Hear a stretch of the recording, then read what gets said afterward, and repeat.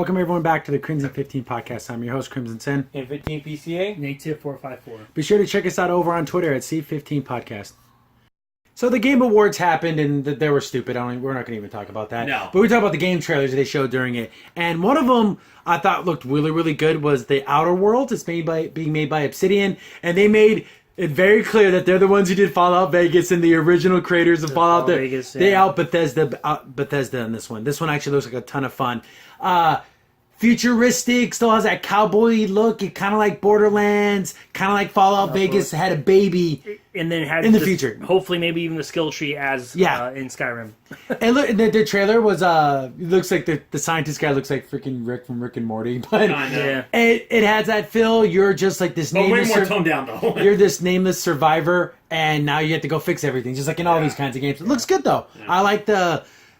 Then the whole storyline is like, oh, there was this frontier, but then all the corporations bought up all the land and everything. It's like, okay, whatever. It's a little more heavy-handed, but... Stereotypical Yeah. corporations like in Borderlands. There's all this all this corporation hate, but I'm using a phone made by a corporation on a computer made by a corporation, and the internet. Like, come on, guys, seriously, get off it already. They just want to buy... They just want you to buy things from them. That's it! Yeah, there's certain people that actually do evil things, and of course, it's always Yeah. like the evil corporation. Yeah. But come on, seriously.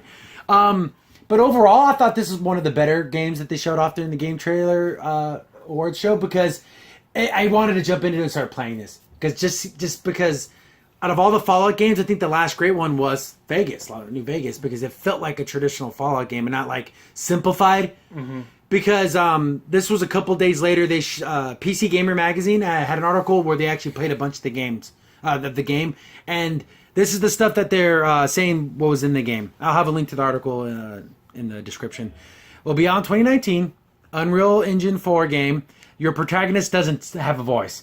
That's classic Fallout. Yeah. Where, like, you pick a dialogue option, but you don't hear the dialogue being spoke. But you're actually talking, but you just have to make But up they give the you voice. tons of options, it looks like, from according to the video.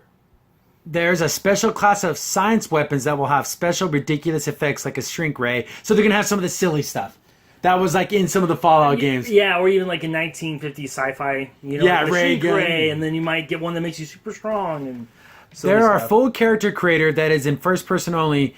Your character, okay, so the game's in first person only, but you can do the whole create your character, make him look like anything Yeah, you so want. you can flip it around So and make just it- like in a lot of the Bethesda games, make yourself look like a freak, like an absolute monster.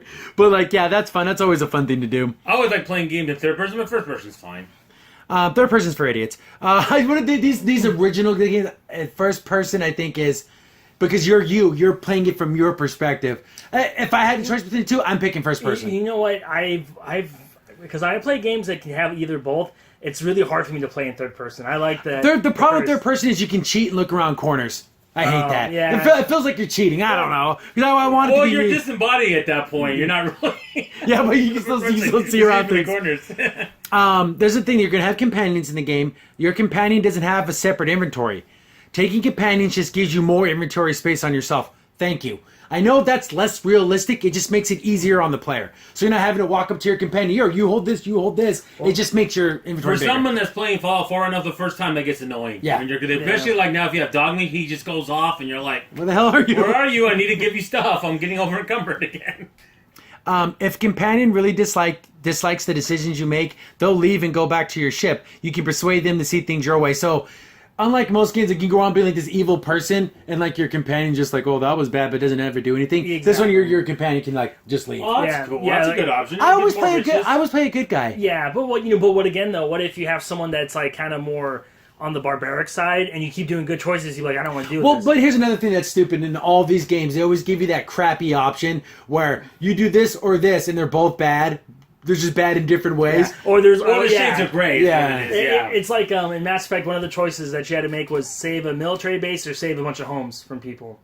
And it's like, well, either choice I pick, the other one's going to get destroyed. Yeah. So it's like, well, crap. Well, because you say the military, all you do is care about the government stuff. Well, do you need weapons of protection, stupid? Because I've just saved you. I'm going to end up having to save you again. Yeah. So just go ahead and die. So exactly, and then you have a teammate. Well, I didn't like that choice. Well, crap. You know. Yeah, that Go back to was... everyone's a critic. And I it's just remember, like, playing and beating the first Mass Effect. Yeah, that was a lot of was stuff like that terrible. would happen. Laugh. But that's what forces you into those kind of decisions. No romancing companions. They considered it, but decided against it. So you're not going to be able to, like, in Fallout 4, like, you can be with Piper and Fair. stuff like that, so they're not going to let you do that. I kind of like that idea because sometimes it can get pretty crazy with how Because it's people really not focus that about important. it in the Yeah, game. it's not important to the game. Oh, Piper wants to jump my bones. Who cares? You know, it's just... Well, it doesn't really add. I mean, you do get you get more bonus, but it's not like it's the Yeah. end all. Companion cheats have a special attack. One named Felix does a double drop kick. You can also equip them with whatever weapons you want. Well, that's nice. So then you'll have your companions will all have like maybe a special ability that you may want for a certain type of thing. That's cool. That's cool. I'm wondering how many there's going to be. Hacking and lockpicking don't have mini games. They are simply based on your attributes. So you don't have to do a computer hack. You just, if you're strong enough to do it, it just happens. Yeah, so like deny. Okay, unlock. Well, it's good. But if you're like in a battle, you don't have time to sit there and See, but like in those games, time would freeze. Well, wait for I like this. Like, you know, while you're doing know, it, everyone right? just stops. Well, see, I think they did that too because people can easily hack things even at low levels. Like in Skyrim, if you're good enough, you can literally Go inch by inch. Yeah, and unlock a master lock. Well, I know when you pick the locks in Fallout 4, it's fine, but you're on the computer, though, they can still hit you. Yeah. Yeah, and then you get out of it and like, okay, I'm now get out of it and kill this guy or whatever I'm fighting at So that now moment. you just have to just be strong enough to do it. And it just Yeah, does. Yeah, which you I need think the- is you need the skill. better. There are 6 skills: strength, intelligence, etc. And for every 20 points you put into one, up to 100, you gain a new perk. So okay, I guess that's how the skill tree is going to work. And they said there are six different skills you can level up. As in the creator's past games, you can play as a dumb character where stupid dialogue options, your companions react appropriately. So if you make your intelligence really low, you'll be like an idiot. Yeah. Like you won't understand things. That's kind of funny. Yeah, because was it in Vegas? The, or was it? the original Fallout, if you have 0 intelligence, you can't even speak. Yeah. You can't play the game. Like, because your character doesn't know language. Like, how could you be a full-grown adult and never learn how to talk? But it's just a funny thing. Yeah, so, and also I like about that, I kind of like that idea, because so if you have, like, 1 intelligence, you'll speak really plainly, probably. Like a normal That's one. why I put my intelligence and my charisma at 10 right away Fallout 4 because I didn't It's want always to deal with fun. that. It's always fun to like talk your way out of a situation. It all depends how you want to play the game. Yeah. I always I'll be like the that. smooth talker because I think that's just funny being that way in a video game like that. They're still not sure if it's possible to play through the game completely pacifist, but you'll almost definitely have at least to kill some robots. So, like, no one always think, oh, I can play the whole game without killing anybody. You always have your companions do it for you. Yeah. But yeah, I guess whatever. That's like more of like those challenges people do. Well, yeah, like Yeah, the old Metal don't- Gear Solid game, you could do all besides the boss fights. Yeah, you could do that. You to can everyone. literally sneak through the whole game. Yeah. Robots aren't sentient, but your ship's AI seems to have a strange degree of personality. Tim Kaine wants you to know that there are a lot of drugs, but he's not going to pressure you to take them. Oh, okay, that's odd. Well, all that one, that's a weird thing. I think to they're do. just trying to be funny in this Yeah, article. yeah. But that sounds good. All that sounds great. I suppose there's going to be other planets you can go to. And so just give us a big, huge RPG. Let me build my character I want to do. This looks like a super cool game. I can't wait to start looking forward to a lot of cool games in 2019. Yeah, this is one of them. I'm trying to think.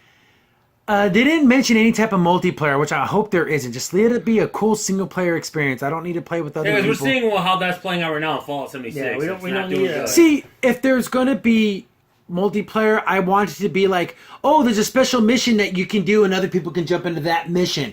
But they won't be able to like affect your world or whatever. Co-op. Yeah, co-op missions. That'd be perfect. Yeah. I think that would be fun. Or like even like a horde mode.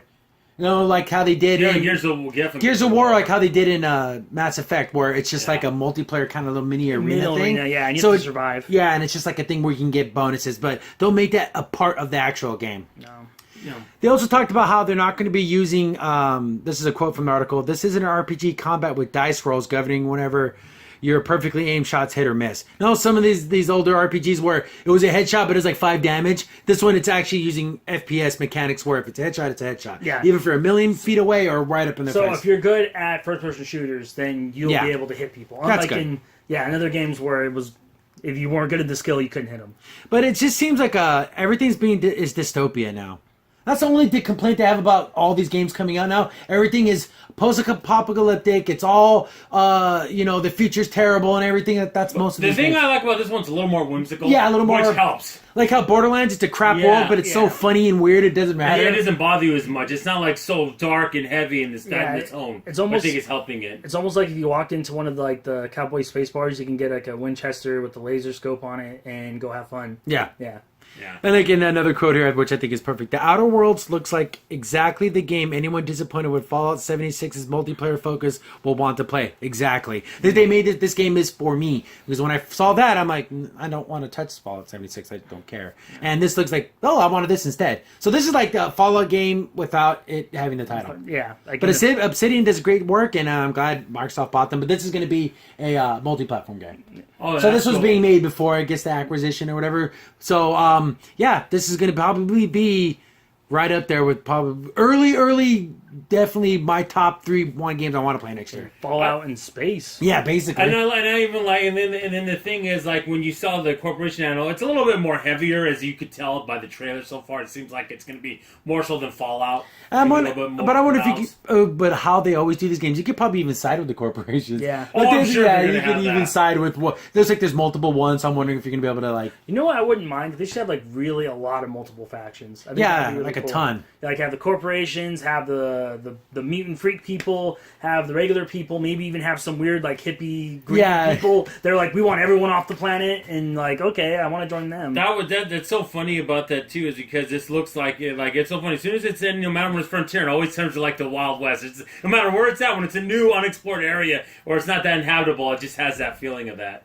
That is a literary trope. That's a TV trope. Yeah, it is. That's just something that it always turns into that because we all like to think that, oh yeah, maybe we can go and it's going to be like cowboys and you can do what you want and there's a sheriff and a lawman. Yeah, this is too advanced over Yeah. here, so I'm going to go over here where it's going to be more like that. Yeah. Yeah, but we're definitely keeping our eyes on this and hopefully we get some demos and more video gameplay footage. Yeah. But yeah, this definitely looks great. Crimson Sin here. Thanks for watching and be sure to like, sub, and share. Also, for the most up-to-date information about the podcast, follow us on Twitter at C15 Podcast.